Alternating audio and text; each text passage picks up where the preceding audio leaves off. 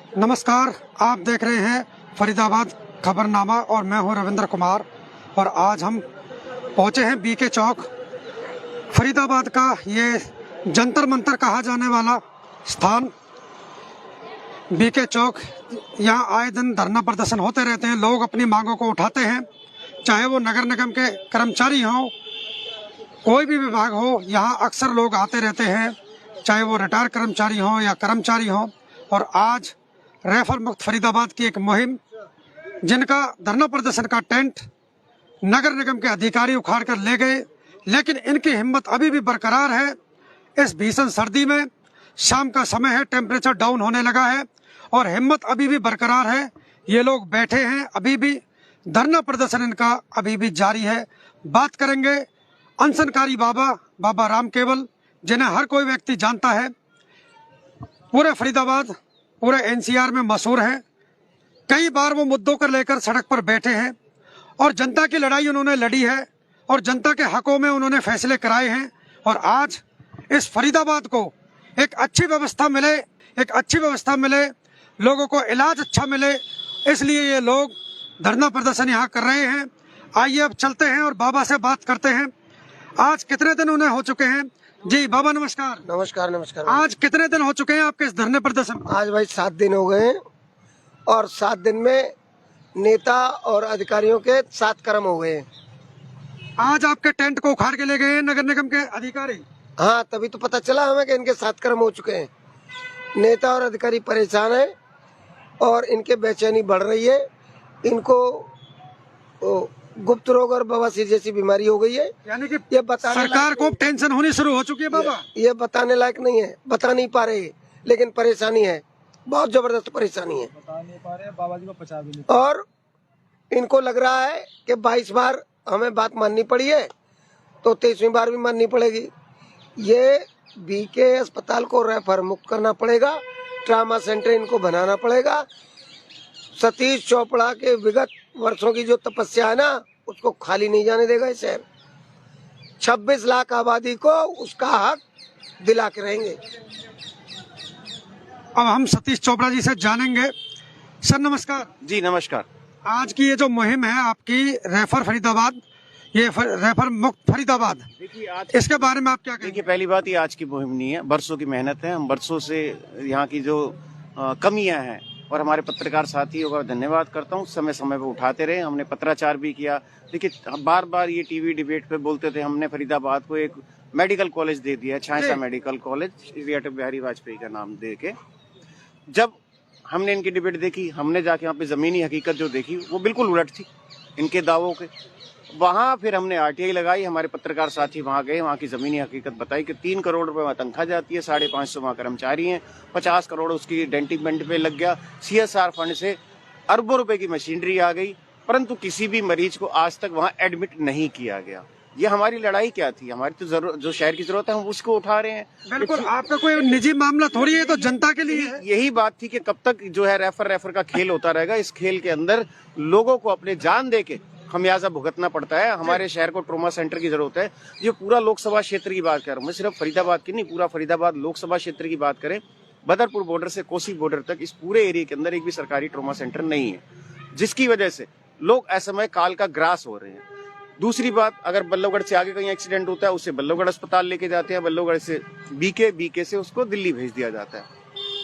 इस सारे लंबे टाइम पीरियड के दौरान जो मरीज का कीमती समय होता है, जो पहला घंटा जो होता है उसको गोल्डन आवर बोला जाता है, अगर उस समय में सही तरीके का इलाज मिल जाए तो व्यक्ति के प्राण भी बच सकते हैं। अगर उसका अंग भंग हो जाता है तो वो भी जुड़ सकता है जी। तो हमारी मांग यही थी, जो यहाँ गरीब गुरबा इलाज के लिए आता है, देखिए उसको इलाज की जगह ये रेफर देते हैं। यहाँ ना दवाइयाँ थे, ना डॉक्टर है, ना स्पेशलिस्ट डॉक्टर है, ना सुपर स्पेशलिस्ट। हॉस्पिटल वाले तो या तो प्राइवेट हॉस्पिटल के लिए रेफर कर देते हैं या दिल्ली के लिए कर देते हैं। प्राइवेट के लिए तो रेफर कभी नहीं होता, रेफर टू हायर सेंटर या सरकारी के लिए भेजते हैं। इसके बाद वहाँ गुर्गे जो होते हैं उनका काम शुरू हो जाता है। वो लोगों को गुमराह करते हैं कि वहाँ तक मरीज नहीं बचेगा, दिल्ली जाओगे आपको एडमिट नहीं करेंगे, और तमाम तरह के हथकंडे अपना के उसको अपने जो प्राइवेट, खुद ने भी देखा है ये कई बार कहते हैं कि सुविधा यहाँ है नहीं, आप कहीं अच्छी जगह ले जाइए। हाँ, मैं वही अच्छी जगह का मतलब वही होता है। मैंने आपको क्या बोला, उसके बाद गुर्गों का काम शुरू हो जाता है ना, मैं वही तो बता रहा हूँ आपको। उसके बाद गुमराह करके उस अस्पताल ले जाया जाता है जहां इनकी सेटिंग होती है। इनको 20% कमीशन मिलता है टोटल बिल के अंदर, जो एक दलाल घूमते हैं। उस पर हमने काफी हद तक रोक लगाई, बहुत लोगों को यहाँ दिक्कत हुई। हमारी बात सिर्फ ये देखिए, जहां भी सुविधाओं का अभाव होगा वहां करप्शन होगा। करप्शन कैसे खत्म होगा? आप सुविधाएं बढ़ा दो, रेफर ही नहीं होगा तो ये दलाल अपने आप खत्म हो जाएंगे। बिल्कुल बिल्कुल, लोगों के जान बचेगी। गरीब आदमी के पास दो ही ऑप्शन होते हैं, या तो जान से जाए या अपना जमीन जायदाद बेचे, जेवर बेचे तो अपना इलाज करवाए। हम सरकार का नैतिक दायित्व यही होता है, इसीलिए सरकार चुनी जाती है कि लोगों के जान माल की रक्षा करे। यहाँ ना जान बच रही है ना माल बच रहा है। और भी नेता सामाजिक लोग यहाँ बैठे हैं, उनसे भी बात करेंगे। आज के समय में जो हॉस्पिटल के अंदर प्राइवेट में लोग जाते हैं, इलाज बहुत महंगा है। और यहाँ इस बीके की यदि हम बात करें, ठीक बिल्कुल हम बीके के सामने हैं। यहाँ पर दवाइयों का टोटा लगा रहता है, दवाइयाँ समय पर मिलती नहीं। यदि कोई कुत्ता भी काट लेता है तो रेबीज के इंजेक्शन भी समय पर नहीं मिल पाते। यह स्थिति बनी हुई है। संतोष जी से बात करेंगे। जी सर, नमस्कार। नमस्कार जी, नमस्कार जी। सर, ये जो व्यवस्था ऐसी चली हुई है कि यहाँ ना दवाई मिलती है ना प्रॉपर ट्रीटमेंट मिलता है, इसके बारे में आप क्या कहेंगे? मैं आपके चैनल के माध्यम से और आपके दर्शकों तक पहुंचाना चाहता हूं, ये जो लड़ाई है पूरे फरीदाबाद की जनता की लड़ाई है जी। फरीदाबाद के अंदर 26 लाख से ज्यादा आबादी है। अगर मैं पूरे लोकसभा की बात करूं तो 50 लाख के करीब है। और कहीं भी यहाँ फरीदाबाद के अंदर अगर किसी का एक्सीडेंट हो जाए, कोई बीमारी हो जाए, तो सरकारी अस्पताल में इलाज नहीं करवा सकते। तो आज जो सतीश चोपड़ा जी, बाबा राम केवल जी और तमाम हमारे समाज सेवी साथी, यहाँ तक कि पत्रकार बंधुओं ने भी इस धरने को समर्थन दिया हुआ है। तो हमारी सबसे अपील है जनता से कि जनता जनार्दन अपना एक न एक दिन समय यहाँ पर जरूर दे और इस धरने को कामयाब करे। और हमारी सरकार से भी अपील है, हालांकि सरकार को, जैसा कि बाबा जी ने बताया कि 22 बार हर धरने में कामयाब हुए हैं, 23वीं बार भी सरकार को यहाँ झुकना पड़ेगा। और उसका परिणाम आज देखने को मिल गया है। आज उनकी बौखलाहट को देखना हमें मिल चुका है। तो हमें निश्चित तौर पे धरना हमारा कामयाब होगा और जो जनता की मांग है वर्षों पुरानी, वो मांग पूरी होगी। जी, धन्यवाद। और भी लोग हमारे साथ जुड़े हुए हैं, उनसे भी बात करेंगे। सर, नमस्कार। नमस्कार सर, आप क्या कहेंगे रेफर मुक्त फरीदाबाद के बारे में? रेफर मुक्त फरीदाबाद तो होगा ही, लेकिन बहुत बड़े बदलाव के बाद होगा जो नजर आ रहा है। क्योंकि जो सरकार है ना आज, वो निर्दयी सरकार है। उसको हिंदू मुसलमान नजर आता है बस जी, कि मुझे वोट मिल जाए, उसके अलावा उसे कुछ नजर नहीं आता। और बड़ी हैरानी वाली बात है कि यहाँ पे ट्रामा सेंटर जो छैसे में, जिसके ऊपर 3.5 करोड़ प्रति माह खर्च हो रहा है और 5 साल हो गए, मतलब तकरीबन 60 महीने, तो 60 महीने को 3.5 से गुणा करेंगे तो 200 करोड़ के आसपास खर्च हो चुका है। 200 करोड़ रुपया इन्होंने छैसे के अंदर रूटीन में, तनख्वाहों में खर्चा कर दिया।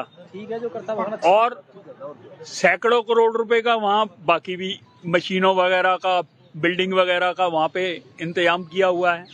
कहने का मतलब तकरीबन 1000 करोड़ के करीब डंप हुआ पड़ा है जनता का, और जनता को फायदा मिल नहीं रहा। फायदा बिल्कुल भी नहीं मिल रहा। और ये जो 200 करोड़, ये किन अफसरों की वजह से ये खराब हुआ है? मेरी आज सरकार से डिमांड है कि एक, या तो सीबीआई को केस दिया जाए कि ये जो 200 करोड़ रुपया 3.5 लाख रुपए प्रति माह के हिसाब से इन्होंने खराब किया है, इसका अपराधी कौन है? क्योंकि जनता के टैक्स का पैसा है जी।